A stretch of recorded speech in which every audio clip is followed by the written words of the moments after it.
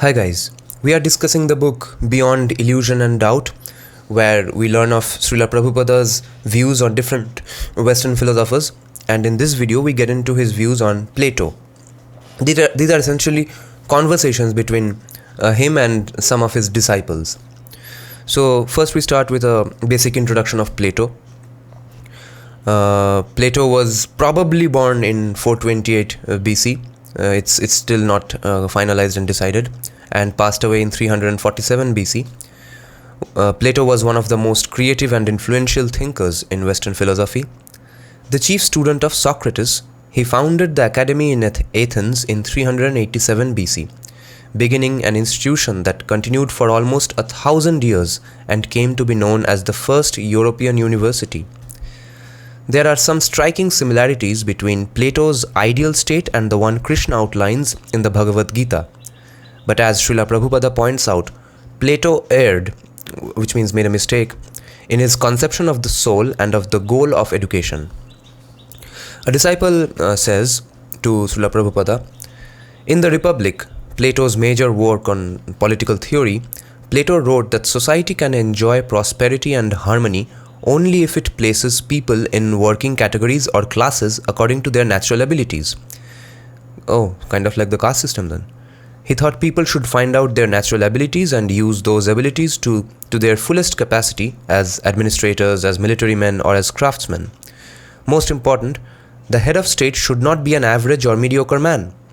Instead, society should be led by a very wise and good man, a quote-unquote philosopher king, or a group of very wise and good men. To this, Srila Prabhupada responds, this idea appears to be taken from the Bhagavad Gita, where Krishna says that the ideal society has 4 divisions, Brahmanas, Kshatriyas, Vaishyas and Shudras. These divisions come about by the influence of the modes of nature. Everyone, both in human society and in animal society, is influenced by the modes of material nature, Sattvaguna, Rajoguna and Tamoguna, or goodness, passion and ignorance. By scientifically classifying men according to these qualities, society can become perfect. But if we place a man in the mode of ignorance in a philosopher's post,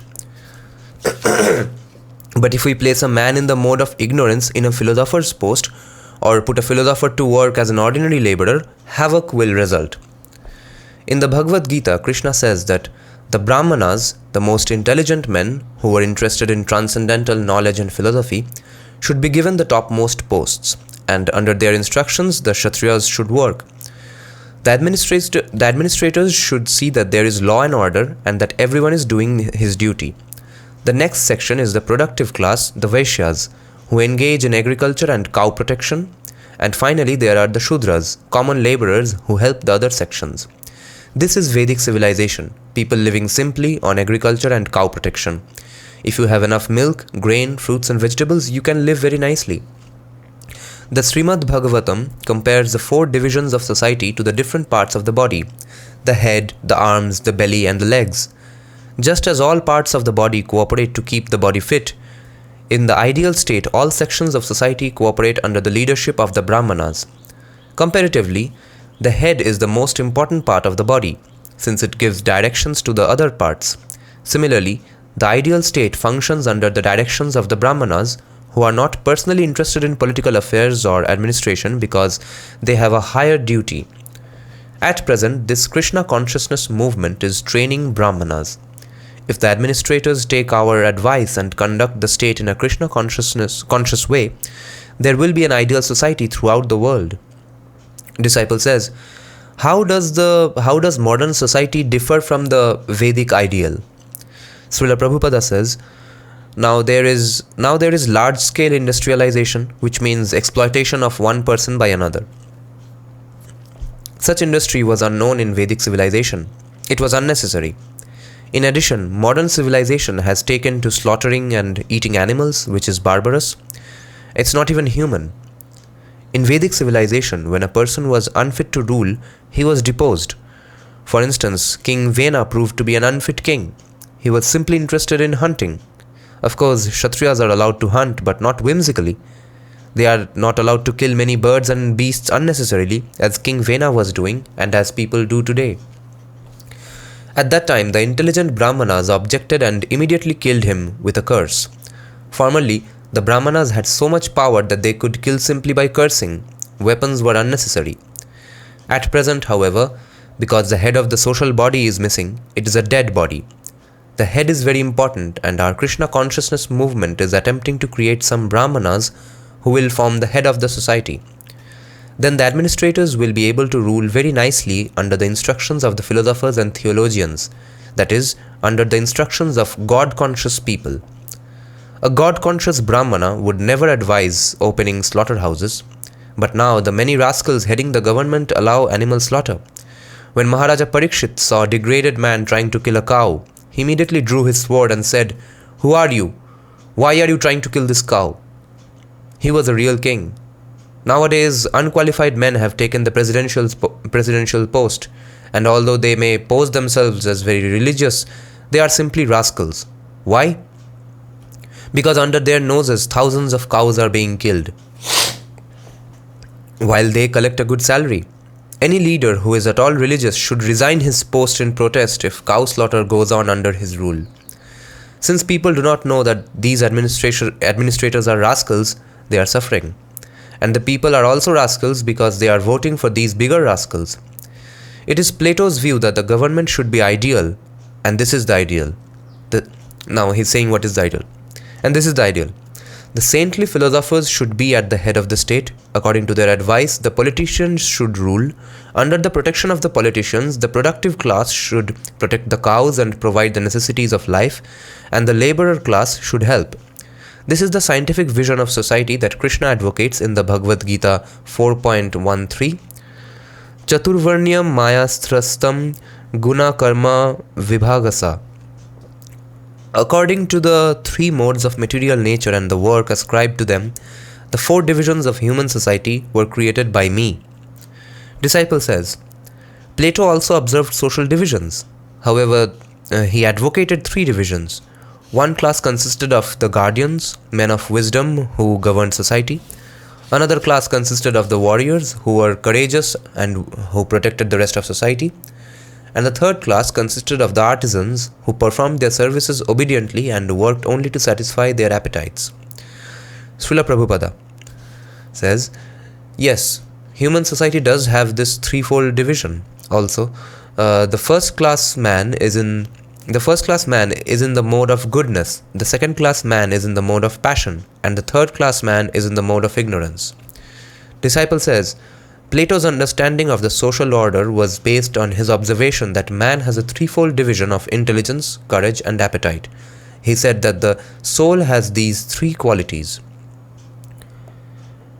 The disciple says that Plato's understanding of the social order was based on his observation that man has a threefold division of intelligence, courage, and appetite. He said that the soul has these three qualities. Srila Prabhupada says, that is a mistake. The soul does not have any material qualities. The soul is pure, but because of his contact with different qualities of material nature, he is dressed in various bodies. This Krishna consciousness movement aims at removing this material dress.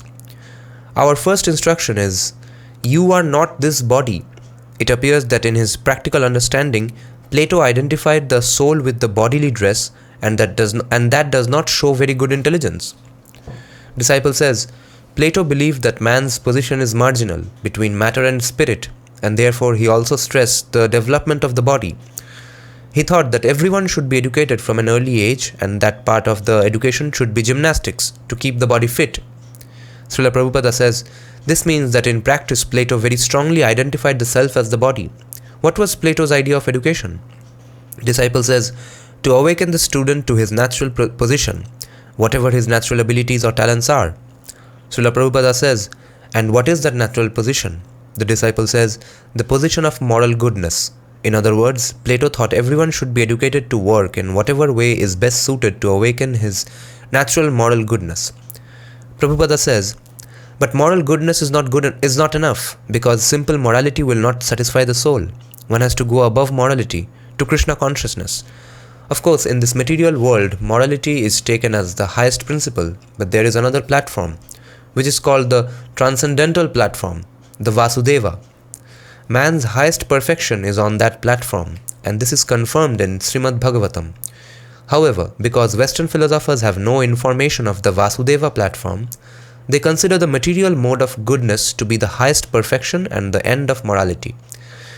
But in this world, even moral goodness is infected by the lower modes of ignorance and passion. You cannot find pure goodness or Suddha Sattva in this material world. Because pure goodness is the transcendental platform. To come to the platform of pure goodness, which is the ideal, one has to undergo austerities. Tapasa brahmacharyena samena cha damena cha. One has to practice celibacy and control the mind and senses. If one has money, one should distribute it in charity. Also, one should always be very clean. In this way, one can rise to the platform of pure goodness. There is another process for coming to the platform of pure goodness, and that is Krishna consciousness. If one becomes Krishna conscious, all good qualities automatically develop in him. Automatically, he leads a life of celibacy, controls his mind and senses, and has a charitable disposition. In this age of Kali, people cannot possibly be trained to engage in austerity. Formerly, a brahmachari would undergo austere training. Even though he might be from a royal or learned family, a brahmachari would humble himself and serve the spiritual master as a menial servant. He would immediately do whatever the spiritual master ordered. The brahmachari would beg alms from door to door and bring them to the spiritual master, claiming nothing for himself. Whatever he earned, he would give to the spiritual master, because the spiritual master would not spoil the money by spending it for sense gratification. He would use it for Krishna. This is austerity. The brahmachari would also observe celibacy, and because he followed the directions of the spiritual master, his mind and senses were controlled. Today, however, this austerity is very difficult to follow. So Sri Chaitanya Mahaprabhu has given the process of taking to Krishna consciousness directly. In this case, one need simply chant Hare Krishna, Krishna Krishna, Hare Hare, Hare Rama, Rama Rama, Hare Hare, and follow the regulative principles given by the spiritual master. Then one immediately rises to the platform of pure goodness. Disciple says, Plato thought the state should train citizens to be virtuous. His system of education went like this. For the first 3 years of life, the child should play and strengthen his body. From 3 to 6, the child should learn religious stories. From 7 to 10, he should learn gymnastics. From 10 to 13, reading and writing. From 14 to 16, poetry and music. From 16 to 18, mathematics. And from 18 to 20, he should undergo military drill. From 20 to 35, those who are scientific and philosophical should remain in school and continue learning, and the warriors should engage in military exercises. Prabhupada says, is this educational program for all men, or are there different types of education for different men? Disciple says, no, this is for everyone. Prabhupada says, this is not very good. If a boy is intelligent and inclined to philosophy and theology, why should he be forced to undergo military training? A disciple says, well, Plato said that everyone should undergo 2 years of military drill. Prabhupada says, but why should someone waste 2 years? No one should waste even 2 days. This is nonsense, imperfect ideas. Disciple says, Plato said this type of education reveals what category a person belongs to. He did have the right idea that one belongs to a particular class according to his qualification. Prabhupada says, yes, that we also say, but we disagree that everyone should go through the same training. The spiritual master should judge the tendency or disposition of the student at the start of his education. He should be able to see whether a boy is fit for military training, administration, or philosophy, and then he should fully train the boy according to his particular tendency. If one is naturally inclined to philosophical study, why should he waste his time in the military? And if one is naturally inclined to military training, why should he waste his time with other things? Arjuna belonged to a Kshatriya family. He and his brothers were never trained as philosophers. Dronacharya was their master and teacher. And although he was a Brahmana, he taught them Dhanurveda, not Brahmavedha. He taught them Dhanurveda, not Brahmavidya. Brahmavidya is theistic philosophy. No one should be trained in everything. That is a waste of time. If one is inclined toward production, business, or agriculture, he should be trained in those fields. If one is philosophical, he should be trained as a philosopher. If one is militaristic, he should be trained as a warrior. And if one has ordinary ability, he should remain a Shudra or laborer. This is stated by Narada Muni in Srimad Bhagavatam. Yasyaya yalaksanam proktam. The four classes of society are recognized by their symptoms and qualifications. Narada Muni also says that one should be selected for training according to his qualifications, and if one is born in a Brahmana family, he should be considered a Shudra if his qualifications are those of a Shudra, and if one is born in a Shudra family, he should be accepted as a Brahmana if his symptoms are Brahminical. The spiritual master should be expert enough to recognize the tendencies of the student and immediately train him in that line. This is perfect education. Disciple says, Plato believed that the student's natural tendency wouldn't come out unless he practiced everything.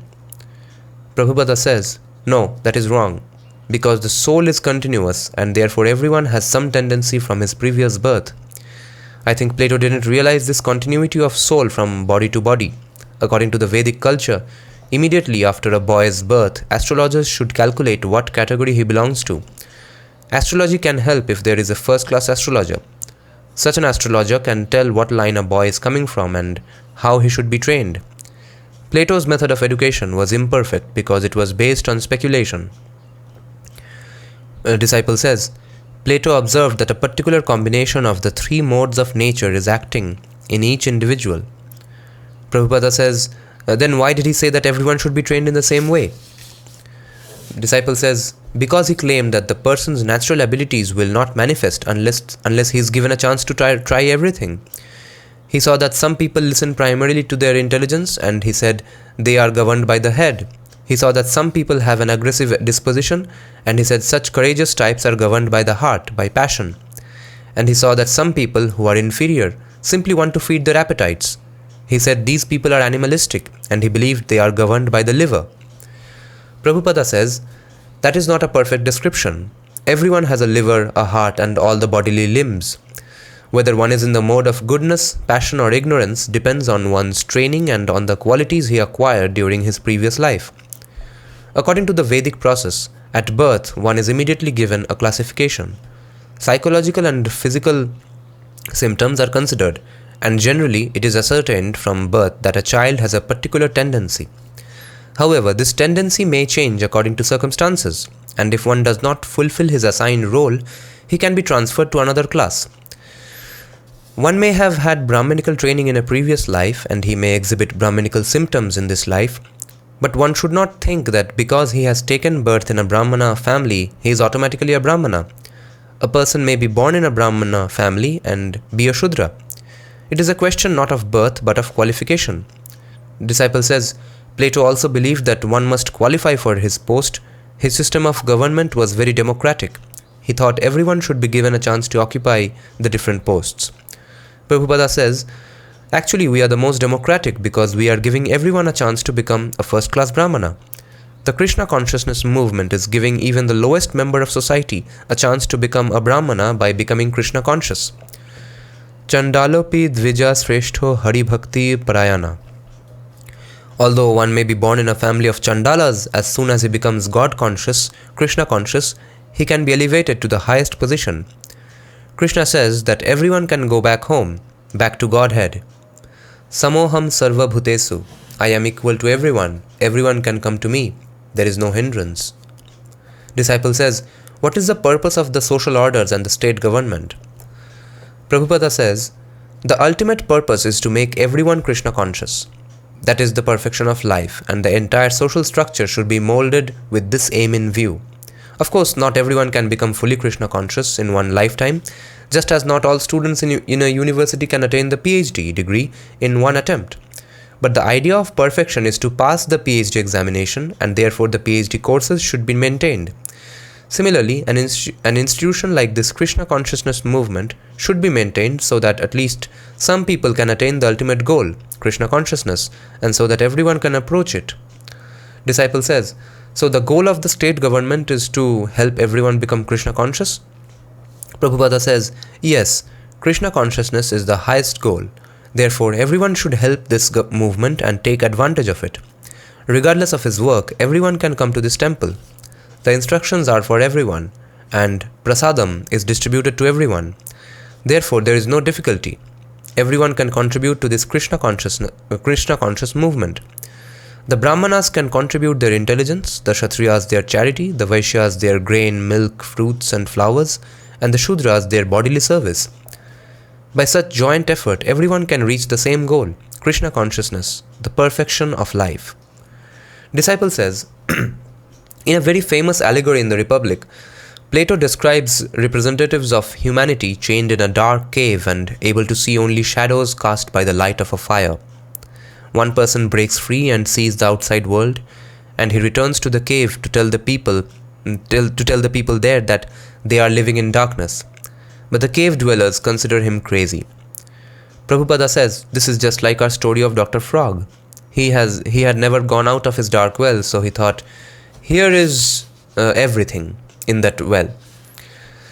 When he was informed about the vast Atlantic Ocean, he could not conceive of a body of water so expansive. Similarly, those who are in the dark well of this material world cannot conceive of the light outside in the spiritual world. But that world is a fact. Suppose someone has fallen into a well and he cries out, I have fallen into this well, please save me. Then a man outside drops down a rope and calls, just catch hold of this rope and I will pull you out. But no, the fallen man has no faith in the man outside and does not catch the hold of the rope. Similarly, we are telling everyone in the material world, you are suffering, just take up this Krishna consciousness and all your suffering will be relieved. Unfortunately, people refuse to catch hold of the rope, or they do not even admit they are suffering. But one who is fortunate will catch hold of the rope of Krishna consciousness, and then the spiritual master will help him out of this dark world of suffering and bring him to the illuminated, happy world of Krishna consciousness.